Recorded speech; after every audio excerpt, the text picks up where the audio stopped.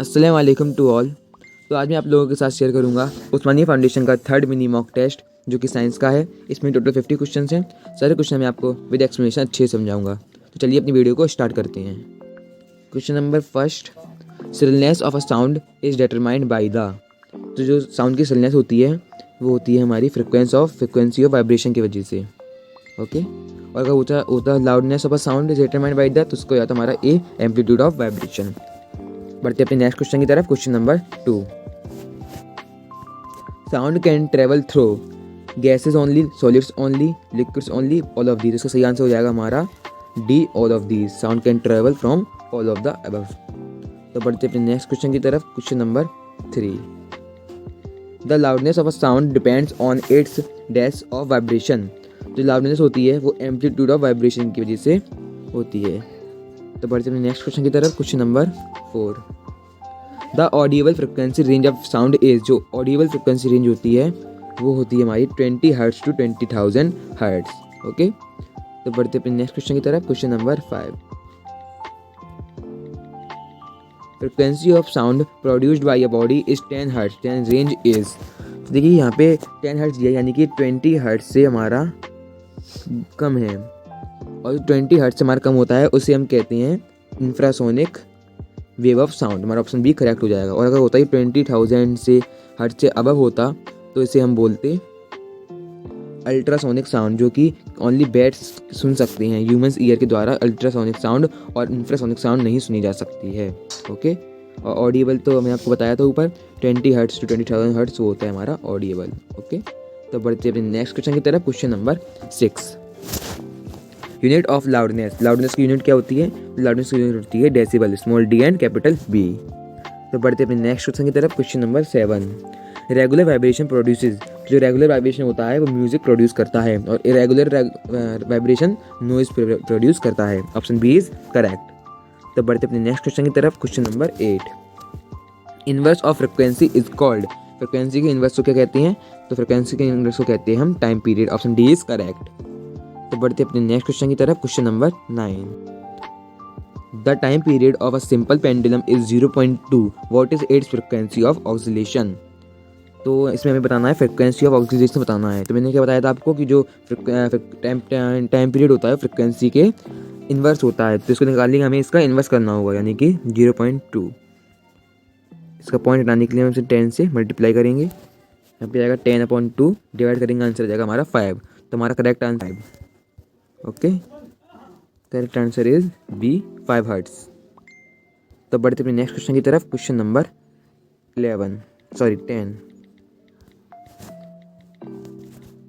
The noise pollution can cause insomnia, hypertension, hearing improvement, all of this. जैसे सारे ही correct हैं।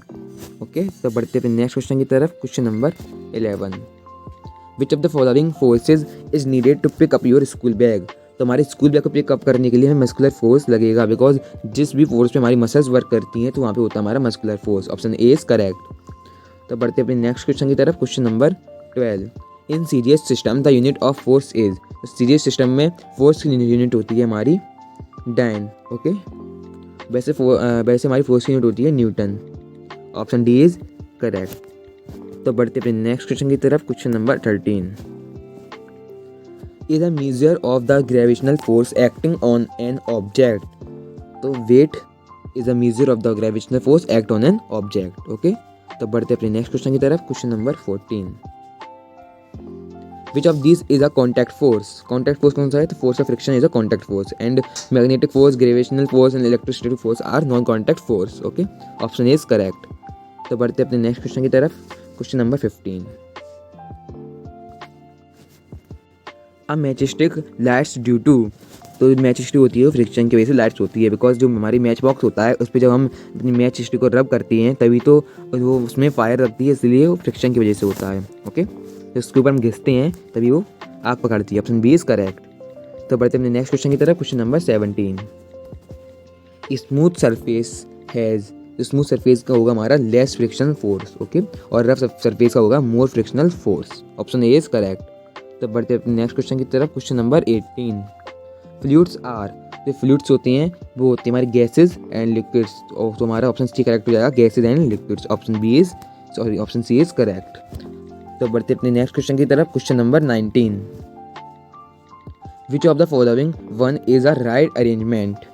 तो जो हमारा ऑप्शन नंबर हमारा डी है उसमें हमें दिया गया है, ऑप्शन नंबर हमें डी में दिया गया है कि जो रोलिंग फ्रिक्शन होता है वो कम होता है स्टैटिक फ्रिक्शन से एंड स्लाइडिंग फ्रिक्शन से। तो हमारा ऑप्शन डी हमारा करेक्ट हो जाएगा।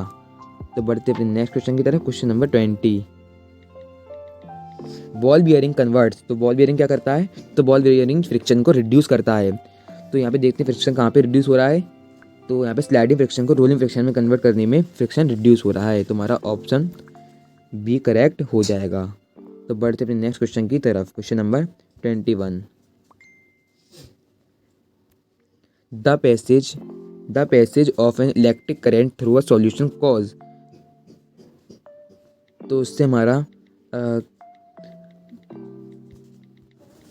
Chemical effect of electric current होता है। Option number A is correct. तो बढ़ते अपने नेक्स्ट क्वेश्चन की तरफ। Question number 22, which of this is a positively charge particle. तो जो हमारे प्रोटॉन होते हैं वो पॉजिटिवली चार्ज होते हैं, इलेक्ट्रॉन निगेटिवली चार्ज होते हैं। तो बढ़ते अपने नेक्स्ट क्वेश्चन की तरफ। Question number 23, what is used in CFLs। CFLs में क्या यूज होता है, तो जो मरकरी मेटल होता है वो CFLs में यूज होता है। Option number B is correct. तो बढ़ते अपने नेक्स्ट क्वेश्चन की तरफ। Question number 24, a cell converts.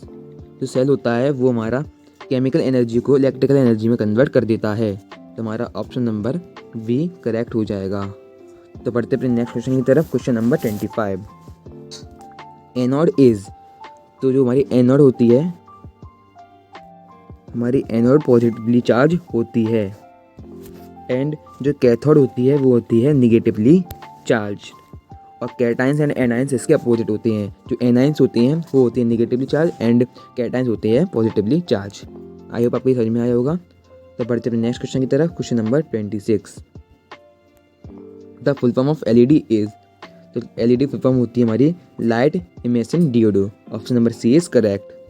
तो बढ़ते अपने नेक्स्ट क्वेश्चन की तरफ। Question number 27, during electroplating the electrolyte solution must contain the of its compound. Option number A is correct, metals. Electroplating के दौरान जो हमारा इलेक्ट्रोलाइट सॉल्यूशन होता है उसमें मेटल्स का होना जरूरी होता है। Option number A is correct. तो बढ़ते अपने नेक्स्ट क्वेश्चन की तरफ। Question number 28, the terminal which is connected to a negative terminal of a battery is called.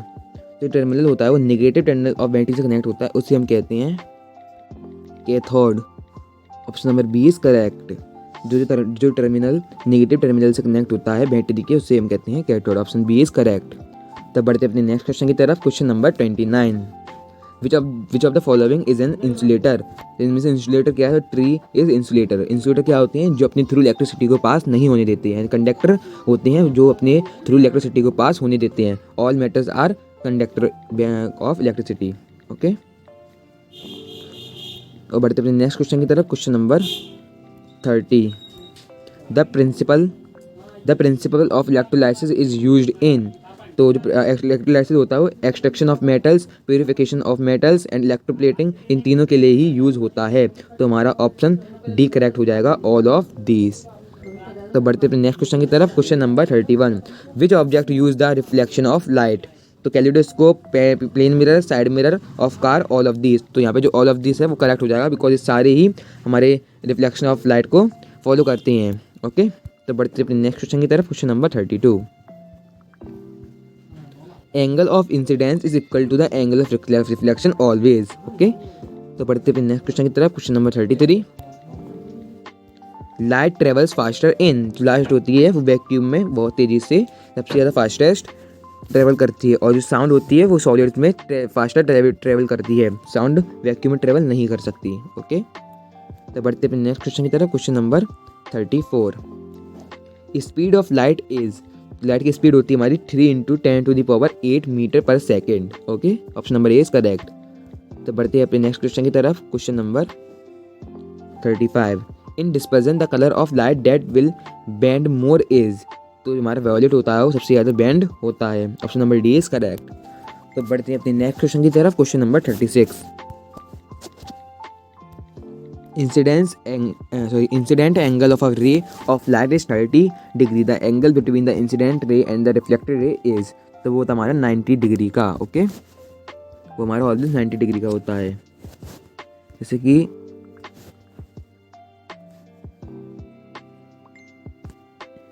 यहाँ पे जो हमारा एंगल बनेगा वो 90 डिग्री का होगा। इंसिडेंस रे एंड रिफ्लेक्टेड रे के बीच में जो एंगल बनेगा वो 90 डिग्री का होगा। तो बढ़ते अपने नेक्स्ट क्वेश्चन की तरफ। Question number 37।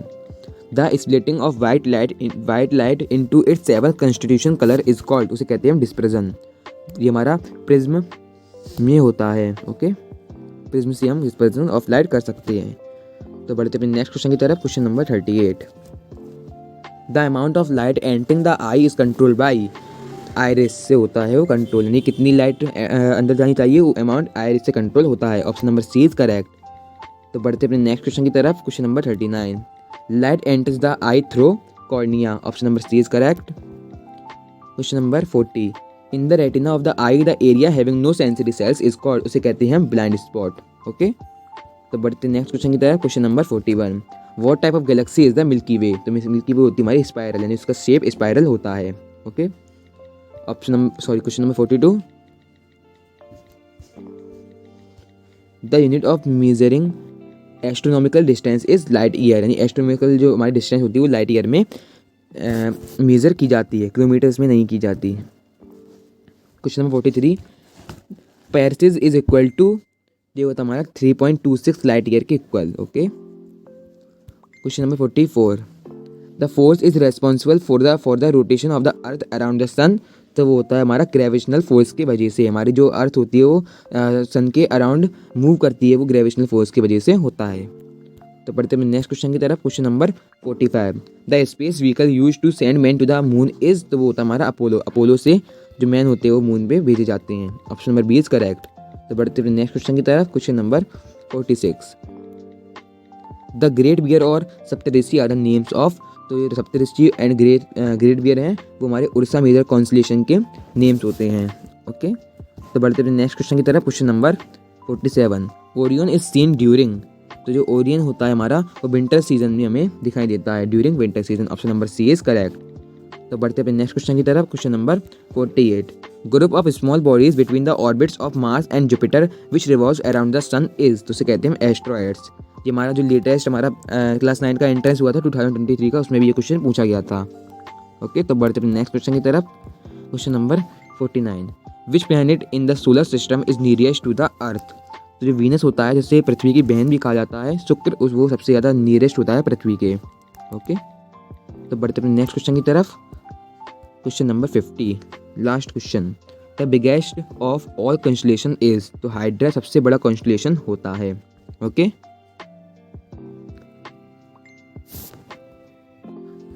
तो एक न्यू टेलीग्राम चैनल की लिंक डिस्क्रिप्शन में है, आप उसे ज्वाइन कर लीजिए, जिसका नाम है AMU वॉरियर हॉल्स।